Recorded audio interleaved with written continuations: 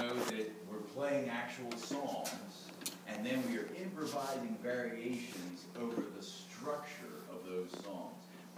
A friend of mine who, well-educated guy, in fact, he was a physician, really wanted to learn about jazz, and this was the kind of guy that would go to the Met and hear an opera one weekend and go out to a Bob Dylan concert the next and dig both. He said, here's what I don't get about jazz. Now we're talking about straight-ahead jazz, that is improvisational jazz, not smooth jazz or some of these other sort of sub-genres of jazz. He said, I hear Summertime, which is uncannily one of the tunes we're going to use and one that you guys know. He said, I hear Summertime, then I hear about 15 minutes of chaos, then I hear Summertime. And what was going on during those 15 minutes of chaos? Anybody want to take a shot at that? What's going on during that time? Right, the musicians are improvising. They're taking their solos. They're taking turns, taking solos, comping if they're in the rhythm section. What you need to know is that we are still playing Summertime. It's not a 15-minute free-for-all, and then we play the melody again. By the way, we refer to the melody as the head of a tune, okay? So we play the head, then we solo over the structure to Summertime. Summertime is 16 measures long, typically. And we play over that phrase, and we play, hopefully, notes and phrases and melodies that are relevant to the existing structure of Summertime. So I think if you get this when you're listening to jazz, you're going to appreciate jazz a lot more than just having this compartmentalized, oh, this is Summertime. Oh, that guy's playing the saxophone. Well, now the piano player's doing something. Oh, the bass is doing something. I want you guys, it's easy, you don't have to study this, to when you listen tonight to realize, okay, there's the head, I recognize that.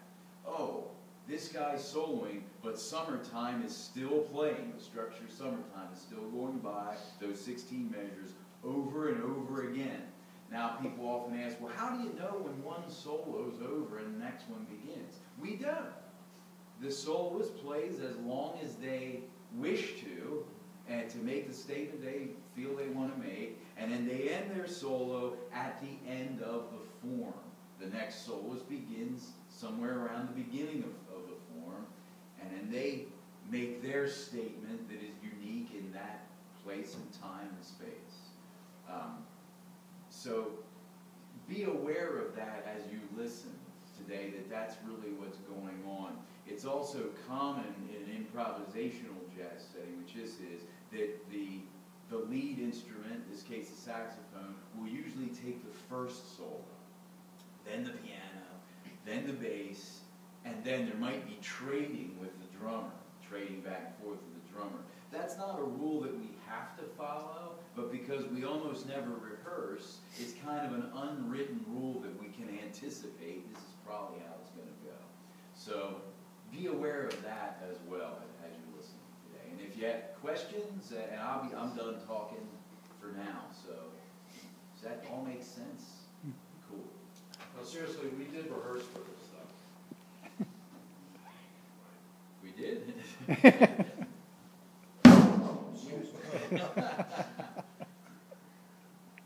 My turn? Well, as you can see, bass wood, old instrument, older than the saxophone. Definitely has its scars and scratches and it's been beat up. This is not primarily a solo instrument. It wasn't intended to in the beginning. Players wanted to become more, have their spot to have their voice heard, and got into soloing more and more as time progressed. But in the orchestra and or the jazz setting, it was an accompanist instrument. And what we do is we play basically the foundation of, he's talking about a song form. If we're playing straight ahead jazz, I will be playing the basic foundation of each chord, and I will be outlaying what we call song form. I don't know how many measures Summertime is. 16 measures long. But there's song forms that we must learn to play this. And some of them are 12 bars. The blues would be 12-bar blues. So you could count from the beginning to the end of the blues to help you keep your place in the form, because when you start improvising, it's very easy to get lost in certain really interesting players. So the other thing is to keep the melody in your head when you're listening, by the way, because that will keep you your place, you know. But there's a certain amount of bars, so we play the foundation of the chord basic, and we play, one of our main jobs is to play, in the traditional jazz setting, is called a walking bass line.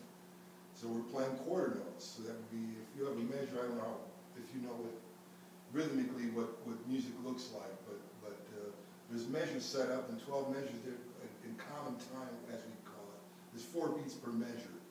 So I'd be playing 4 quarter notes per measure, basically, and then little kicks and little skips and little triply doodads to kind of keep the music happy and keep it bouncing along in a dancing form.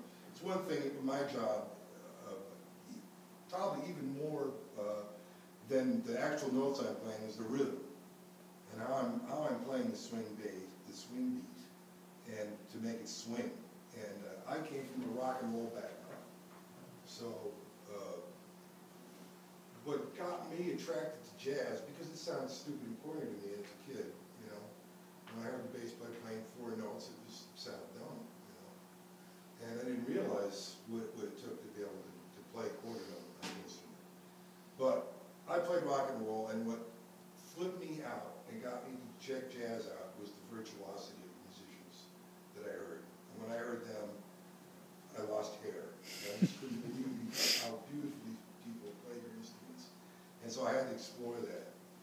And so there was favorite players that I would listen to a lot, and I would start emulating, or trying to emulate. And that helped me to say, well, okay, where did he get it from? Okay, well, he plays like that. Well, he got some of that stuff from Miles Davis, bass player, or, you know, by the way, Miles Davis is a big figure that you'll hear in your class coming up, and that's one that you should most definitely study, because his whole career will give you education in himself on what jazz is about. But getting back to my point, the virtuosity of these players hooked me up, and then I had to figure out, how am I going to do this, you know? And fortunately, there were places for me to play then where I could hook up and do jam sessions with other players, you know? And then I would say, okay, well, I think I can do this, and I'd get involved, and I would sit in a jam session. Someone would call it song form, I had no clue, like something like Giant Steps, which you'll probably hear. And I just fell on my face and was humiliated, and that kicked my butt into the practice room to, okay, next time I want to learn how to play that. So then that would lead me. I knew nothing of chord scales. I went by ear, and I listened to the records and emulated by my ear. And I found out still that your ear is probably the most important tool that you use as an improviser. And not because you really want to hear what's around you, what's happening, you know. And that's where the fun is, you know. When I can hear him do something or hear him do something, we interact and we start talking to each other, you know. And anyway, that would make me, okay, I need to learn this scale. What is this scale? Well, can I play so many octaves on my instrument? Can I, you know, arpeggiate? I mean, bass lines are basically outlining the chords, but we do scale work too. We do all kinds of, we try to interweave to make it interesting, you know.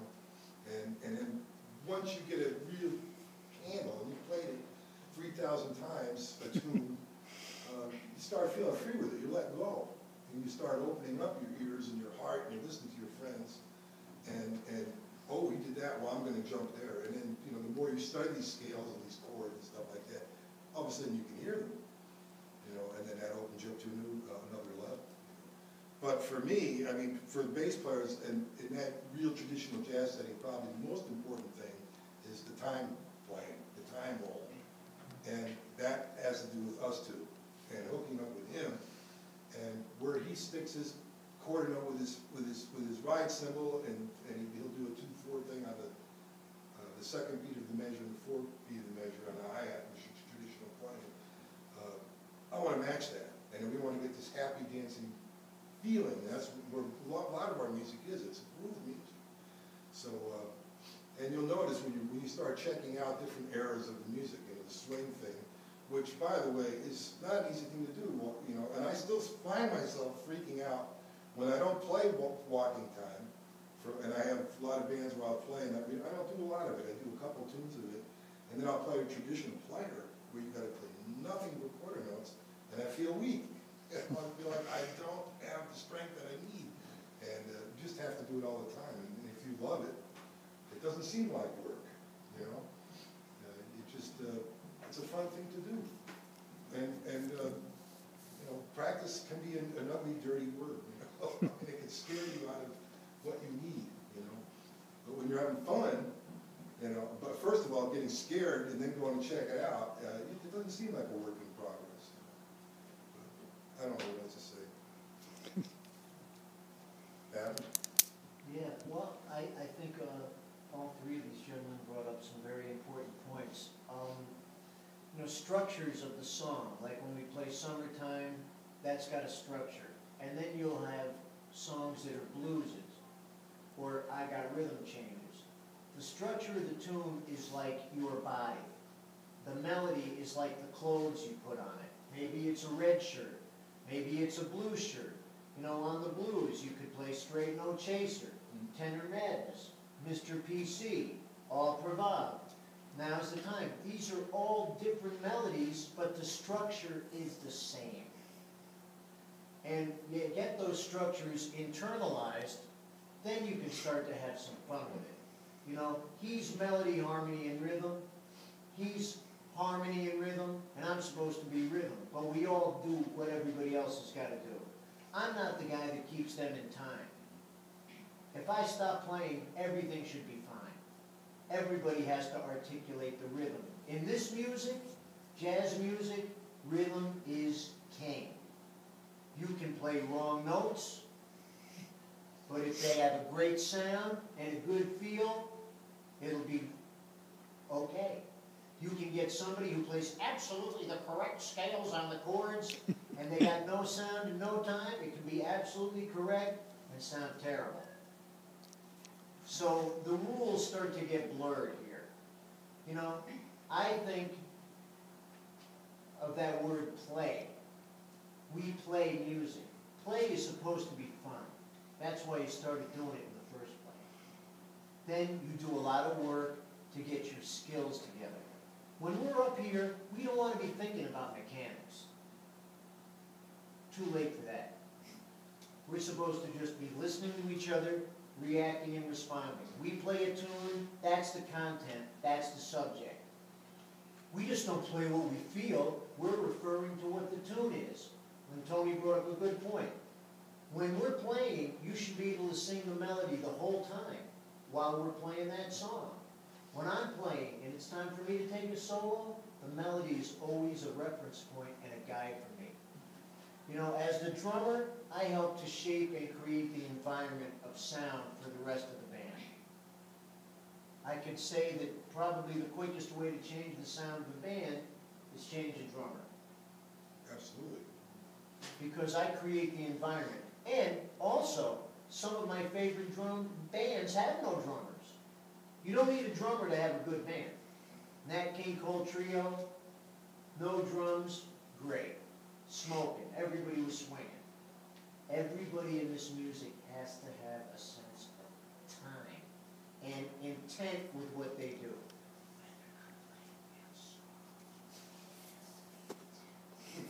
do. Or whether I'm playing really loud. It's not supposed to get vague. And at the end, with all the science, there's a science involved in learning scales and playing the appropriate scales on chords. There is a science involved. We're not just playing, oh, Jay, you just play what you feel? No.